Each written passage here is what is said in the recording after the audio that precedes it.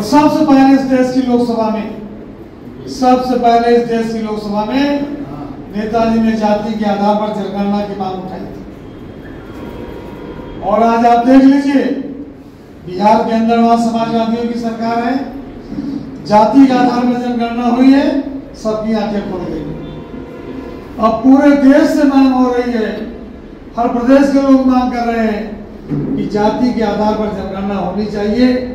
ये भी मांग इस देश में अगर किसी ने किया तो समाजवादियों ने किया और श्रद्धेय नेताजी। नेताजी सिर्फ पार्टी के राष्ट्रीय अध्यक्ष नहीं थे, प्रदेश के मुख्यमंत्री नहीं थे, बल्कि वो जिससे भी मिलते थे उससे इस तरह से बात करते थे जैसे गार्जियन हो, उसके अभिभावक हो, उसके पिता हो, उसके चाचा हो, उसके भाई हो।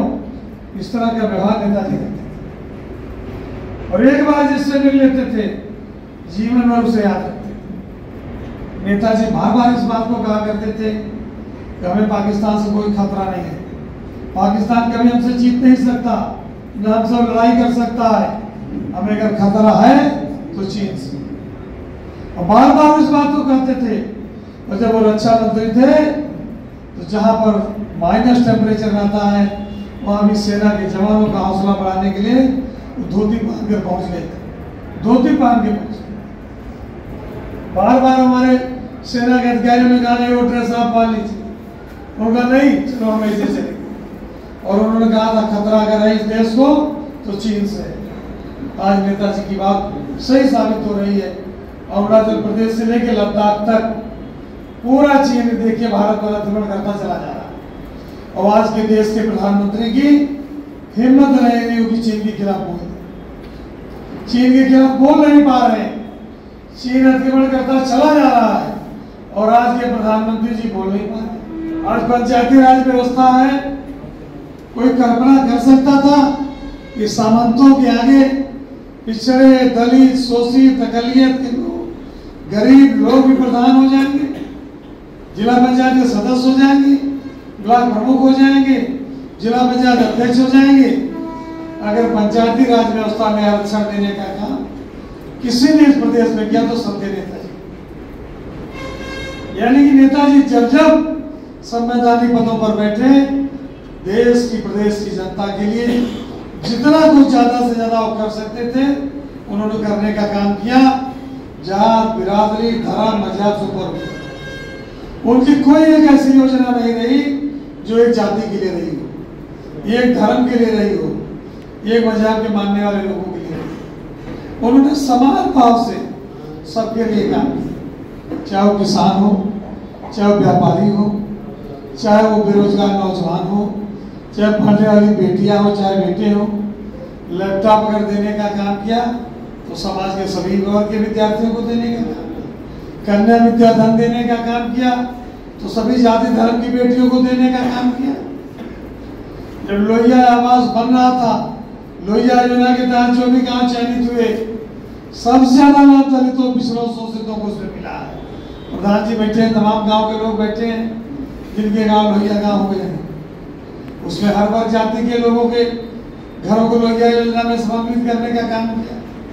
समाजवादी पेंशन लागू की तो बाकायदे आरक्षण लागू किया कि इसमें दलित समाज को, अनुसूचित जाति जनजाति को, पिछड़ी जाति को, माइनॉरिटी को और बड़ी जाति के भी गरीब को सबका आरक्षण देकर समाजवादी पेंशन योजना लागू करने का काम समाजवादियों की सरकार ने किया। आगे जो लोकसभा के चुनाव होने जा रहे हैं, आमने सामने दो ध्रुवी लड़ाई होने जा रही है।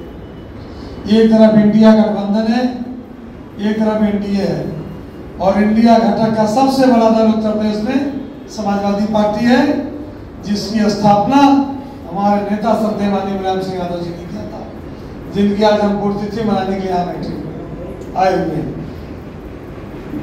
इसलिए हम आप सबसे कहना चाहते हैं साथियों, आज इंडिया गठबंधन का नाम इंडिया पड़ गया, इंडिया नाम में बदल रहे हैं। कल भारत रख दिया जाए तो भारत ही बदल देंगे। इंडिया शब्द तो आपके संविधान में है, क्या ये संविधान को बदल देंगे? याद रखिएगा, इनकी कोशिश है भाजपा के लोगों की संविधान को बदलने की। जिस दिन संविधान में छेड़छाड़ हो जाएगी, जिन हवा पे आप कुर्सियों पर बैठे हैं, कुर्सियों पर भी बैठने का हमारा अधिकार खत्म हो जाएगा। संविधान ने हमको आपको सब वोट देने का अधिकार दिया है, वरना जमींदारों को, बड़े बड़े उद्योगपतियों को वोट देने का अधिकार रहता तो शायद हम आप अपने मन की सरकार ने चुना। इसलिए श्रद्धेय नेताजी ने समय समय पर जो बात लोकसभा के अंदर कही, समय समय पर जो बात विधानसभा के अंदर कही, देश के बाहर सड़कों पर, चौराहों पर, गलियों में, मैदानों पर जनता के बीच कही, जो उनके विचार हैं, जो उनके उसूल हैं, आज जरूरत है हमें आपको उनको लेकर चलने की। इसलिए जो हम नेताजी को श्रद्धासुमन अर्पित करने आए हैं, उनकी पहली पुण्यतिथि पर उन्हें श्रद्धांजलि देने आए हैं, वही हम इस बात का संकल्प भी लेकर के जाएंगे कि नेताजी ने जो हमें रास्ता दिखाया है, चाहे वो रास्ता जो कभी महात्मा गांधी ने, डॉक्टर राममनोहर लोहिया ने, डॉक्टर बाबा साहब भीमराव अम्बेडकर ने हमें दिखाने का काम किया था, उन तीनों के रास्तों को जोड़कर, उन तीनों के रास्ते को मिलाकर जो रास्ता हमें दिखाने का काम नेताजी ने किया, आज उस रास्ते पर चलने की हमें आपको संकल्प लेने की। देश के पैमाने पर महात्मा गांधी ने, डॉक्टर लोहिया ने, डॉक्टर अम्बेडकर ने जो रास्ता दिखाया, वही उत्तर प्रदेश के पैमाने पर श्रद्धेय चौधरी चरण सिंह जी ने, श्रद्धेय नेताजी ने और श्रद्धेय मानवर कांसीराम ने हमें रास्ता दिखाया। आज इन सभी महापुरुषों के रास्ते को मिलाकर अगर कोई एक रास्ते पर चलने का आज काम कर रहा है, वो कर रहे हैं समाजवादी पार्टी के राष्ट्रीय अध्यक्ष माननीय अखिलेश यादव। और उस समाजवादी पार्टी के राष्ट्रीय अध्यक्ष हैं जिस समाजवादी पार्टी की रचना, संरचना और निर्माण हमारे नेता श्रद्धेय माननीय मुलायम सिंह यादव जी ने किया। इसलिए जब हम उन्हें श्रद्धांजलि देने के लिए एकत्रित हैं, श्रद्धा सुमन अर्पित करने के लिए एकत्रित हैं, तो आज हम इस बात का संकल्प भी लेकर के जाएंगे, नेताजी के मानने वाले लोगों, आज हम इस बात का संकल्प लेकर के जाएंगे कि नेताजी ने जो हमें रास्ता दिखाया है, जो हमें मार्ग दिया है, जो हमें विचार दिया है, जो हमें भावनाएं दी हैं, उसी रास्ते पर चलकर इस देश को आगे बढ़ाने का हम काम करेंगे। मैं समझता हूँ इन भावनाओं और विचारों को लेकर जब चलेंगे तो ही नेताजी के प्रति सबसे सच्ची श्रद्धांजलि।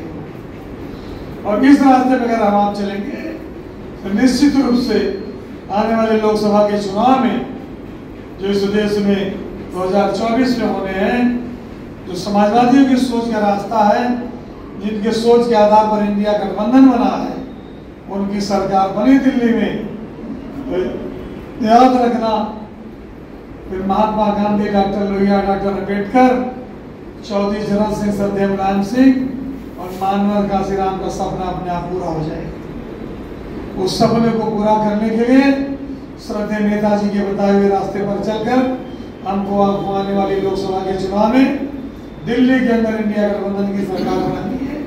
यही नेताजी के प्रति सच्ची श्रद्धांजलि होगी। इन्हीं भावनाओं के साथ मैं पुनः अपनी तरफ से, आप सब लोगों की तरफ से श्रद्धेय नेताजी को श्रद्धा सुमन अर्पित करते हुए, कोटि कोटि बार नमन करते हुए, श्रद्धांजलि अर्पित करते हुए अपनी बात को समाप्त करना चाहूँगा। इस उम्मीद और भरोसे के साथ ऊपर वाला हर व्यक्ति ताकत दे, हम लोग नेताजी के बताए रास्ते पर चलकर उनके विचारों को आगे बढ़ा सके, उनके विचारों का हिंदुस्तान बना सके। पुनः नेताजी को श्रद्धांजलि अर्पित करते हुए आप सबको धन्यवाद, बहुत बहुत धन्यवाद। नेताजी अमर रहे, अमर रहे।